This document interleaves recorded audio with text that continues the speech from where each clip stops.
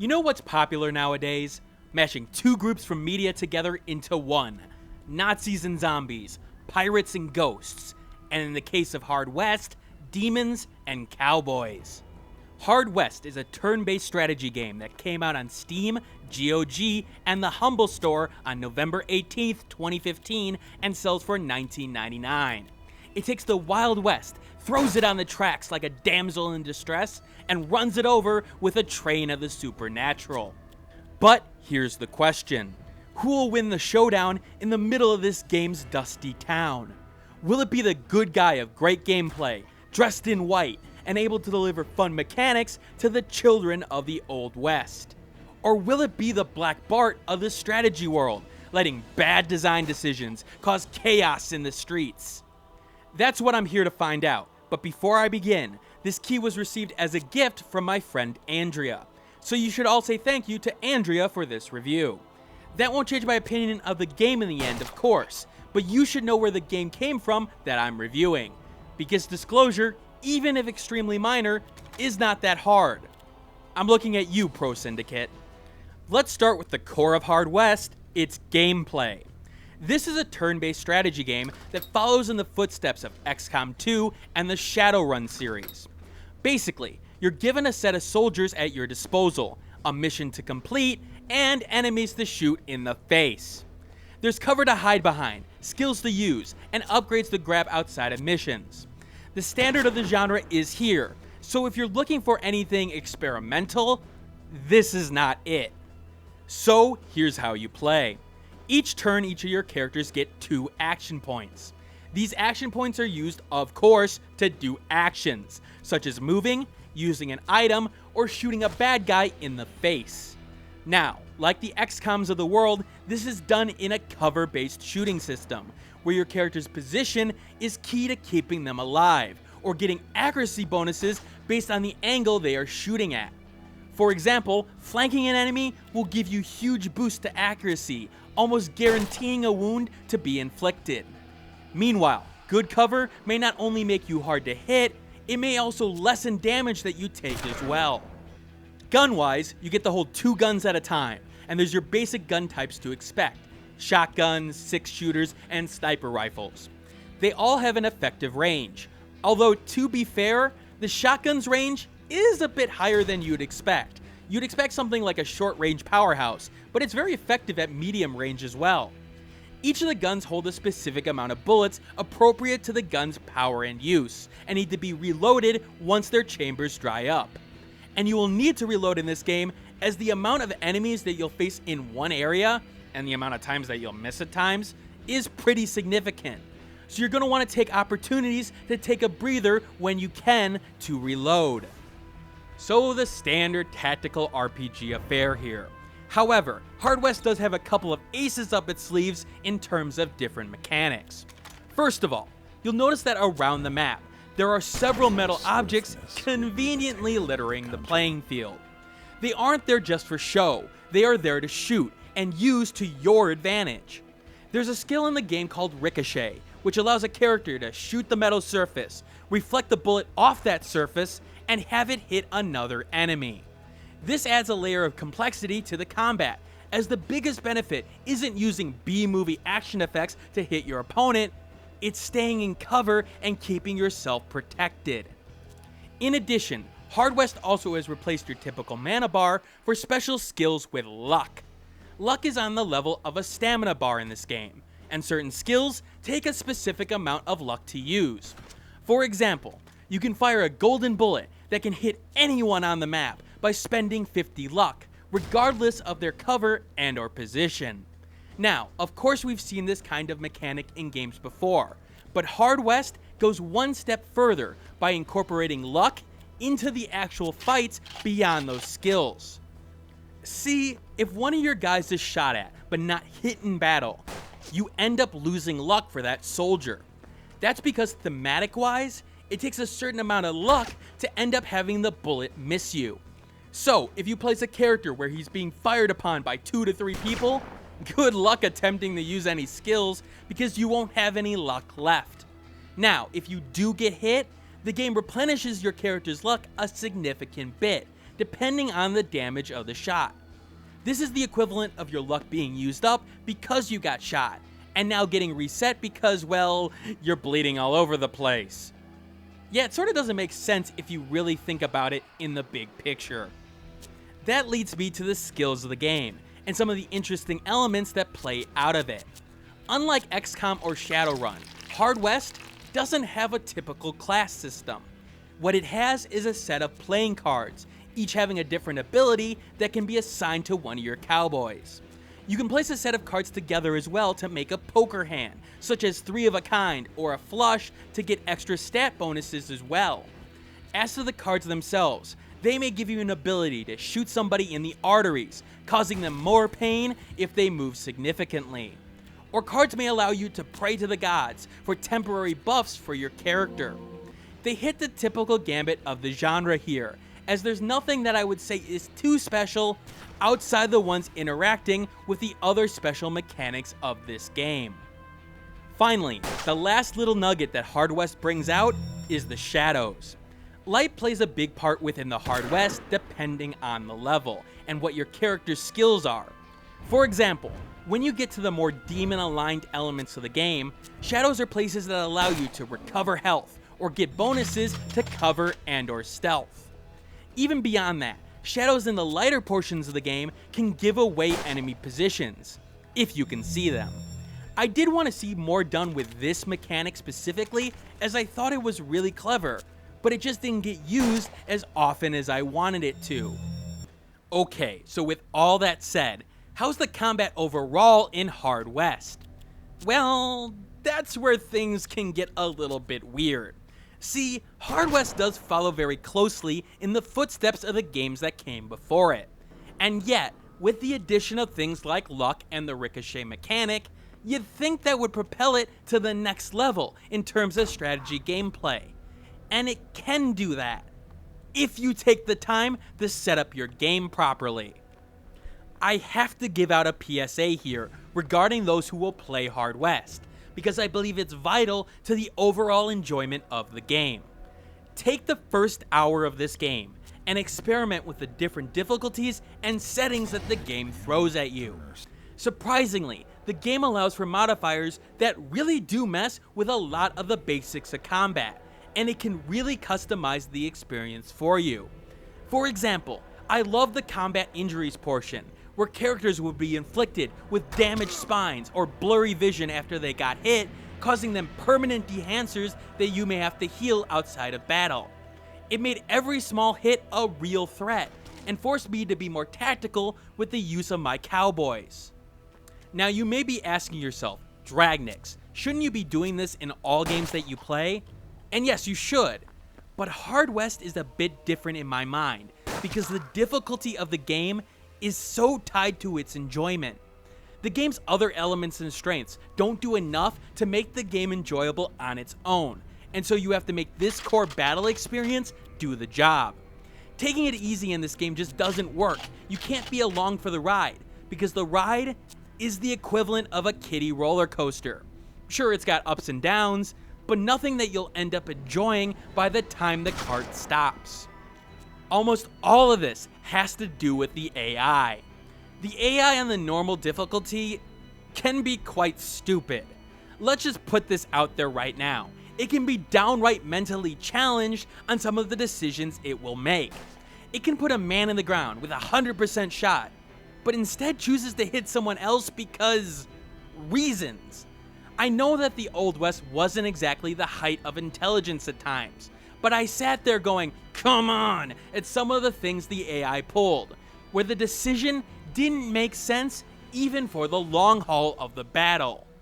It also doesn't help that the main gameplay has AI that doesn't use any sort of skills, which means that the natural reaction of every cowboy is to shoot, and to shoot, and to shoot. Unless you end up getting overwhelmed with sheer numbers, that means you're always seemingly at the advantage just because you have more tools in your arsenal. And this is why I use the word weird. Giving the AI a set of skills, that's a modifier that's available on the main menu of the game. And I have to say that if you want a challenge, turn this on. It helps immensely. and hence my point. The customization element of this game is rather important to you really enjoying your time with Horde West. In fact, I really wonder when some of these modifiers were added, and if they were added via complaints post-launch, because I do wonder why some of them aren't on by default.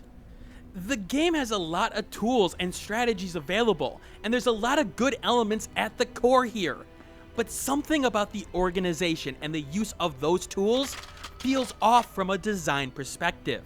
That doesn't always mean bad per se, it's just that the game feels like it's playing it way too safe at times within the genre. That it could have done some amazing things with these tools, but rather than do that, it decided to make a standard game, which I think hurts the game in the overall process. Take for example the level design. From level to level, you do get a good variety of different locations with different configurations of cover.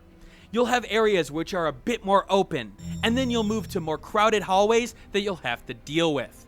And yet, if you were to ask me if any level really feels unique compared to the others, I'd tell you no. Nothing stood out. And because nothing stood out, it's hard to sit here and say that the game is better than what's out there right now. It's competent, and nothing more. The game has its moments where it backs you into a corner, where the enemies seemingly never end, and you have to keep on moving back and forth between attacking and reaching for cover. At moments, you really start feeling the pressure, hoping that you don't have to restart the mission for a 50th time. When the game hits that line, it does feel like one of the better tactical games out there. But the conditions in which that moment happens is so specialized that it's almost impossible to hit without a lot of time of finding out what is the best configuration of those modifiers are for you. I go back to the use of its own systems here. The luck system, for example, is great, except it does so much to hurt the skill system early on, making you wonder why you bother giving skills in the first place. Usually in these games, there's one element that a player can latch onto and really enjoy, regardless of some other problems, like the hacking in Shadowrun. In Horde West, their systems are so tied to each other that is impossible. The luck system only works in conjunction with the base cover system, and so on. Again, you can modify that with the proper pre-game enhancers, and then it works for you, but only then. Now, outside of combat, you'll have to move the scenario and story along in this map-like interface. You'll have to go to a new town or try to mine for gold that you'll need to buy equipment, and you can go and discover new areas that may have better equipment to grab. You can take this time to equip your cowboys with equipment and items and get ready for the battles to come. But these segments are really just cooldowns between the fights. While they add some story elements and tell you some vital information, they don't do enough to keep you entertained even when there's management segments to them. If you haven't figured out my conclusion to the gameplay section by now, it's all over the place and very specialized to the person who's playing. You need to be patient, need to be willing to experiment to find your right challenge, and then you've got a good set of mechanics to work with here. Otherwise, it's an average game, and nothing more. Let's briefly talk about the presentation. Cutscene-wise, the art is done in a sepia flash style that feels typical for the Western genre, done in an art style that focuses on line work. It's nice, but it's a little bit hindered by the fact that the game is seemingly doing some work in the background, as the game pauses at brief moments while playing it. I will say that the chosen style does lose a bit of effectiveness at certain points, as characters like the masked man and the detail on his face just feel a bit off. Is it the light that is messing with the drawing here, or is that the design? No idea, but it looks odd to say the least. As to the in-game graphics work, it's passable for the genre. You can actually see a bit of detail even from the high perspective that the game gives you, being able to see the cracks within the wooden floor or the patterns on the walls within a building. Lighting work is done particularly well here, being able to create realistic light sources within a darkened town, even if you can't exactly see where the light is coming from. UI-wise, the game is simple, yet usable. The colored lines outlining where you can go are easy to follow, and most everything within the game's confines are easy to see and interact with minor exceptions. Information you need to know is easy to find on a screen via a click, and I can't really think of any implementation features missing from the UI display.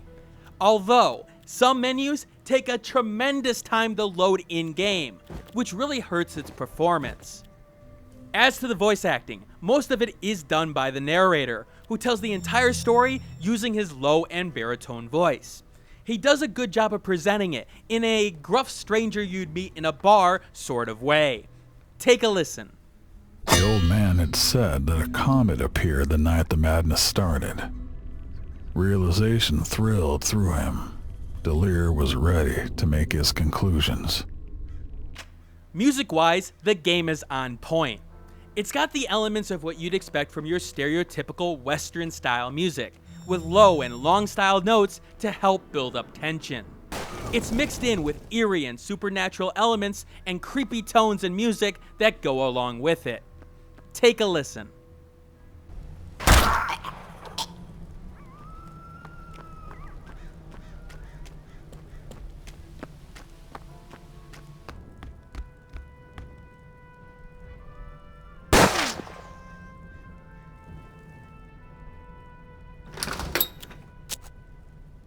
Let's finish off with taking a look at the story, which is told in a segmented chapter format, which is actually a bit different from the other games of this similar type in the genre. You follow the story of Warren and his father, and the events around their complicated and downright messy lives. You start off the game with your family attempting to make their way west via the Oregon Trail, and let's just say that things don't exactly go well. Your mother is killed, your father is cursed, and you're left to pick up the pieces. At least it's not dysentery? The storytelling within Horde West is a little bit strange, as it's done in a series of small, encapsulated storylines. They all add to an overall arc that the game is attempting to tell, but the game tries to insert natural stopping points, in case you want to break off and go try another portion of the campaign. As to the story's strengths, what's interesting here is how they handled the supernatural elements of the story. The game is not shy about using things like curses and demons within its tale, but unlike other fantasy games, Horde West definitely pulls back the reins on it, grounding the elements in a semi-reality and making them feel more realistic in the process. As realistic as demons can feel, of course. Sure, a character ends up fighting to remove a soul from purgatory at one point. Okay, that's probably in the realm of full fantasy. In fact, it's probably something lifted from the archives of Greek and Roman literature. However, it's also woven into the Western element of the storyline, having you put together a posse that can overcome the horrors. This weaving is done rather well, and does give the game a unique angle. With that said, the story always plays second fiddle to the gameplay, and it definitely falls short when it comes to character development. Sure, the transition of the father to an undertaker and the curse that binds him builds his character. He goes through a transformation. And yet, he also doesn't really seem to gain an identity during the process. The main characters are always changing, and thus, you never really get to know them at any point.